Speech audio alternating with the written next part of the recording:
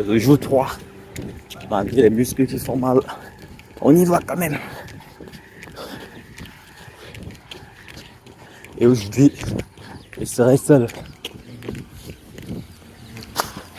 Sans mon partenaire de responsabilité, donc.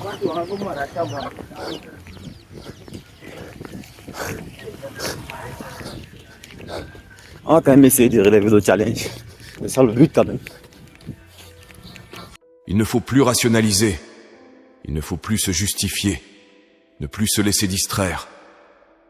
Le défi consiste à se détacher du reste du monde. Il faut renoncer à tout ce qui vous empêche de réaliser votre rêve. Au diable les boîtes de nuit. Au diable les soirées. Au diable les sorties et les cuites. Il est temps de rester concentré. Si ça doit arriver, c'est toi qui en seras responsable. La seule chose qui vous battra, c'est vous-même. La seule chose qui peut vous arrêter, c'est vous. La plupart des gens n'ont pas encore signé de pacte. Et ce pacte signifie que vous et moi, si cette mission disparaît, nous disparaissons aussi. Nous ne reculerons pas. Nous n'abandonnerons pas. Nous ne céderons pas. Et la raison pour laquelle la plupart d'entre vous ne réussissent pas, c'est qu'à chaque fois que les choses ne vont pas dans votre sens, vous abandonnez, vous fuyez, vous lâchez prise. Quand les gens sentent la faiblesse, ils la comblent. Vous pouvez sentir que quelqu'un n'est pas impliqué, qu'il n'est pas à fond, qu'il n'est pas déterminé. Et il y a un autre niveau auquel vous accédez lorsque vous vous donnez à fond. Chaque chose est un test. Tout peut être une opportunité, mais uniquement si vous le comprenez réellement. Vous devez vous concentrer sur une seule chose, un seul business, un seul projet à la fois, le maîtriser et devenir le meilleur dans ce domaine au fil du temps. Plus tu réduis tes choix dans la poursuite de ton rêve, plus ça t'ouvrira des possibilités par la suite. Quelles sont les choses qui vous empêchent de vous concentrer? Qui sont les personnes qui détournent votre attention? Commencez à éliminer ces distractions. Concentrez-vous sur ce que vous voulez. Soyez affamé et désireux de l'obtenir.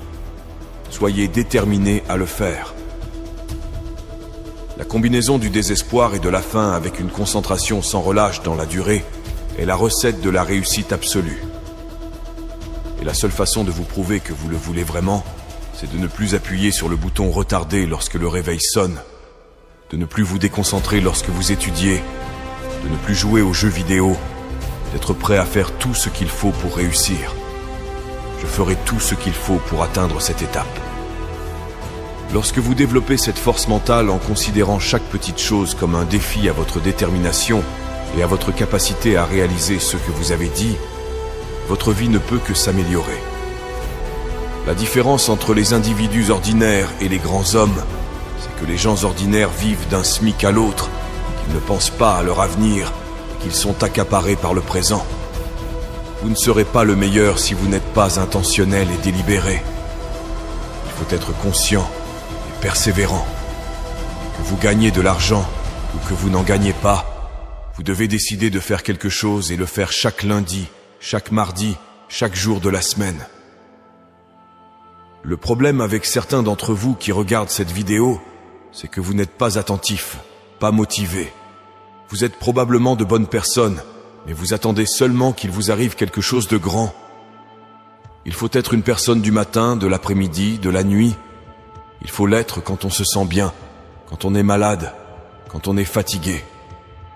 Je fonctionne différemment. Je regarde ma femme tous les jours et je lui dis que je dois bosser. Je dois travailler pour ma femme, je dois bosser pour mes enfants, pour mes parents. C'est la raison pour laquelle je ne peux pas abandonner. Même si je suis fatigué, comme tout le monde, il faut être infatigable.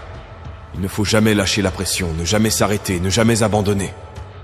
Les personnes extrêmement accomplies ont la capacité de changer de mentalité. Ils ne se laissent pas d'autre choix que de faire le nécessaire. Ils parlent comme si, lorsqu'ils ne réussissent pas, ils seraient condamnés à une fin terrible. Écoutez-moi, c'est comme ça qu'on fait. D'abord sans argent, sans ressources humaines, sans bâtiment, sans financement, sans soutien. La première chose que nous avons fait, c'est de rêver, d'écrire le rêve, de dormir sur ce rêve, de manger avec ce